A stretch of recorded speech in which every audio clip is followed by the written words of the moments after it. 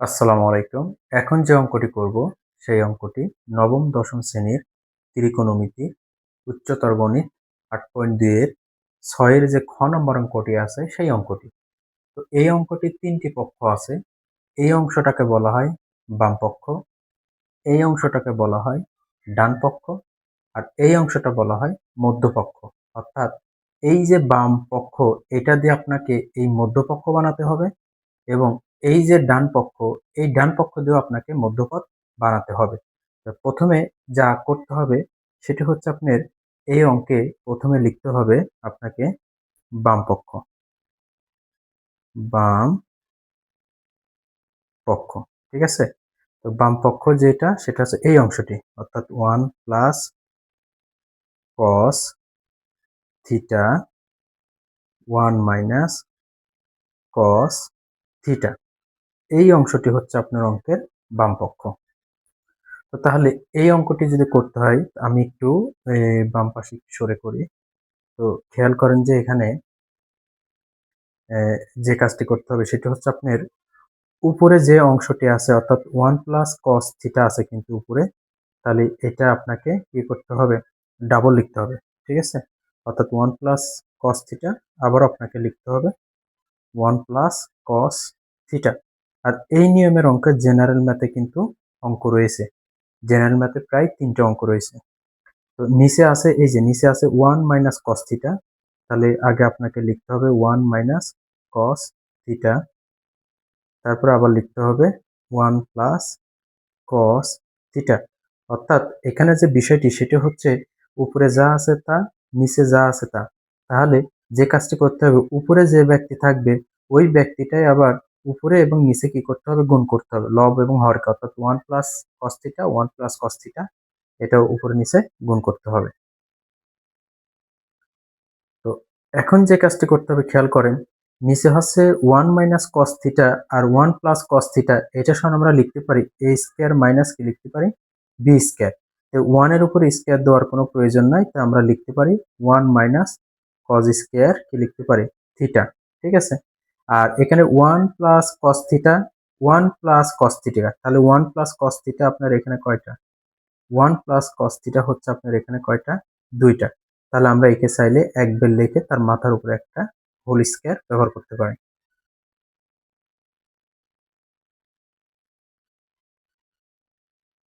এখন যে কাজটি করতে হবে সেটি হচ্ছে আপনার এখানে একটা জিনিস খেয়াল করেন যে এখানে আছে 1 মাইনাস কিন্তু cos স্কয়ার থিটা। তো আমরা এখানে লিখব sin স্কয়ার থিটা, কারণ এটা হচ্ছে সূত্র, ঠিক আছে? 1 minus cos square 1 minus cos square theta, এটা হচ্ছে sin স্কয়ার থিটার সূত্র এবং উপরে যা আছে তা আবার আপনাকে লিখতে হবে এভাবে। আর রুট করতে রুট। এখন যে বিষয়টি সেটি হচ্ছে এই অংশ এবং এই অংশ, এই যে স্কয়ার এবং রুট, এগুলা কিন্তু আপনার কেটে যায়। কেটে গেলে থাকে cos থিটা ডিভাইডেড কত, sin থিটা, এই অংশটি থাকে। এরপরে আপনাকে যে কাজটি করতে হবে সেটি হচ্ছে 1 বাই sin থিটা লিখতে হবে আর cos বাই sin থিটা লিখতে হবে।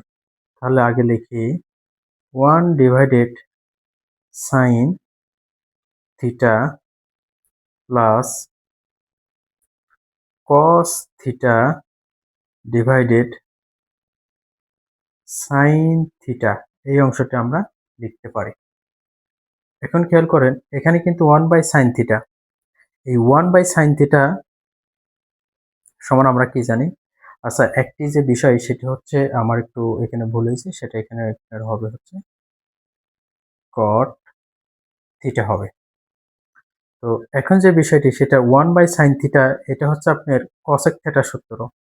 তাহলে আমরা লিখতে পারি cosec থিটা প্লাস, আর cos theta by sin theta, এটা হচ্ছে আপনার cos theta by sin theta, এটা হচ্ছে cot থিটা সূত্র, ঠিক আছে? তো একটা জিনিস খেয়াল করেন, এই অংশটা দিয়ে কিন্তু এই অংশটা কিন্তু আমরা এখানে কিন্তু বানাতে পেরেছি, অর্থাৎ এই অংশটাকে আমরা বলবো হচ্ছে আপনার মধ্যপক্ষ, মধ্যপক্ষ। পক্ষ। ঠিক আছে, এখন আমাদের যে কাজটি করতে হবে সেটা হচ্ছে এই যে ডান পক্ষ এইটা দিয়েও কিন্তু আমার এই মধ্যপক্ষ বানাতে হবে। তাহলে আমরা এখানে চাইলে লিখতে পারি ডান পক্ষ। ঠিক আছে, তো আমাদের অঙ্কের ডান পক্ষ কি? আমাদের অঙ্কের ডান পক্ষ হচ্ছে আপনার sec theta plus 1 divided sec theta minus কি 1, তাদের উপরে কি হবে একটা রুট। ঠিক আছে, আর এই অংশটি করার আগে আপনি খেয়াল করেন এখানে আমরা কিছু সূত্র ব্যবহার করছি। ঠিক আছে, সেই সূত্রগুলো আমরা চাইলে এখানে ছোট্ট করে আমরা এখানে আপনাকে লিখে দিতে পারি। সেই সূত্রটি হচ্ছে আপনি, সেই সূত্রটি এখানে যেমন হচ্ছে আপনি সাইন স্কোয়ার থিটা, এটা সূত্র হচ্ছে 1 মাইনাস কজ স্কোয়ার থিটা, এটা হলো একটা সূত্র। তারপরে এখানে আরেকটা সূত্র লিখতে পারি, এটা হচ্ছে আপনার cosec theta equal 1 divided sine theta, এটা হচ্ছে আরেকটা সূত্র। এবং এখানে আরেকটা সূত্র হয়েছে, সেটি হচ্ছে আপনার কট theta equal cos theta divided sine theta, এই একটা সূত্র। তারপরে এখানে আমরা আরেকটা সূত্র লিখতে পারি এখানে, সেটা হচ্ছে আপনার এ স্কোয়ার মাইনাস বি স্কোয়ার, এর সূত্র হচ্ছে এ প্লাস বি ইন্টু এ মাইনাস বি, এটা হচ্ছে আরেকটি সূত্র। ঠিক আছে, তো এই সূত্রগুলো আমরা এখানে চাইলে ব্যবহার করতে পারি। তো এখন আসে আমাদের ডান পক্ষের অঙ্ক, তো আমি একটু এইদিকে একটু শুরু করব। তো এখন যে বিষয় সেটি হচ্ছে উপরে আছে sec থিটা প্লাস 1, আবারও আপনাকে লিখতে হবে sec থিটা প্লাস 1, নিচে আছে sec থিটা মাইনাস 1। যেহেতু আমি এই অংশটি উপরে লিখছি, আবার এই অংশটিকে আপনার নিচেও লিখতে হবে, অর্থাৎ আমরা লব এবং হরকে sec থিটা প্লাস 1 দ্বারা কি করছে, গুণ করছে। ঠিক আছে, তারপর রুট করতে রুট। এখন যে বিষয়টি সেটা হচ্ছে দেখেন sec theta plus 1 sec theta plus 1, তাহলে এই অংশটি কয়টা বার? দুইটা আছে। তো তাহলে আমরা চাইলে sec থিটা প্লাস 1 আমরা একবার লিখে তার মাথার উপর কিন্তু আমরা হোল স্কয়ার ব্যবহার করতে পারি। আর এখানে sec মাইনাস 1 মনে করেন যে এটা a মাইনাস বি, আর sec প্লাস 1 মনে করেন এটা a প্লাস বি। তাহলে a minus B a plus B সূত্র আমরা কি জানি? a square minus B square. তো এখানে আপনার sec স্কয়ার মানে a স্কয়ার, আর এই 1 মানে হচ্ছে বি স্কয়ার। তো এখানে স্কয়ার লেখার কোনো প্রয়োজন নেই। তো এরপরে যে কাজটি করব সেটি হচ্ছে আপনার উপরে sec theta plus 1 whole square করতে হোল স্কয়ার। এখন খেয়াল করেন নিচে কি আছে, sec স্কয়ার থিটা মাইনাস 1, নিচে কি আছে sec square theta minus 1। sec square theta minus 1 এটি হচ্ছে আপনার tan স্কয়ারের সূত্র, tan স্কয়ারের সূত্র, এর উপর রুট করতে রুট। এখন এই স্কয়ার এবং এই রুট সবাই কি যাবে, কেটে যাবে, অর্থাৎ চলে যাবে। যদি চলে যায় তাহলে থাকবে হচ্ছে sec theta plus 1 divided tan theta. এবং এই অঙ্ক কিন্তু আপনার জেনারেল ম্যাথে কিন্তু এই অঙ্কটি আছে, এবং জেনারেল ম্যাথের বোর্ড পরীক্ষা কিন্তু এই অঙ্কটি প্রায় এসে থাকে।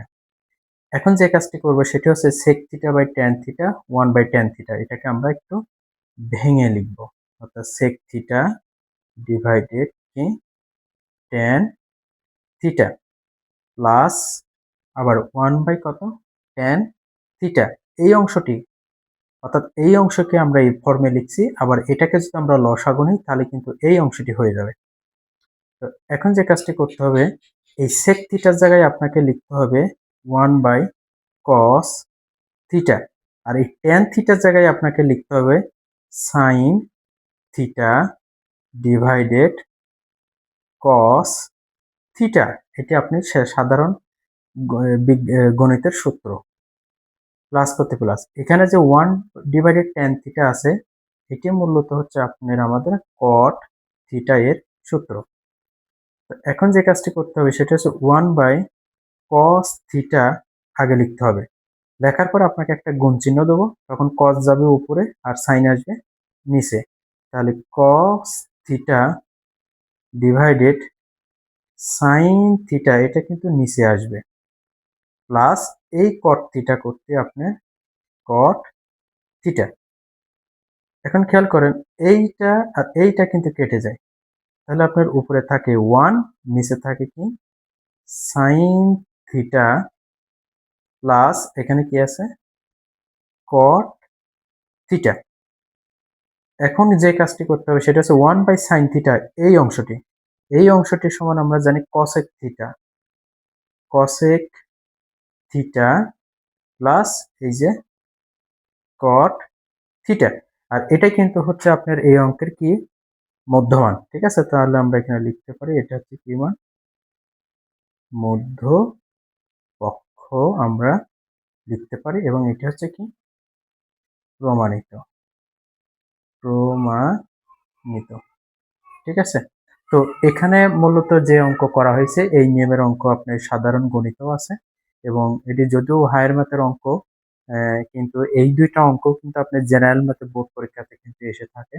তার মানে এটা দুইটা বইয়ের জন্য আসলে গুরুত্বপূর্ণ, উচ্চতর গণিত এবং সাধারণ গণিত।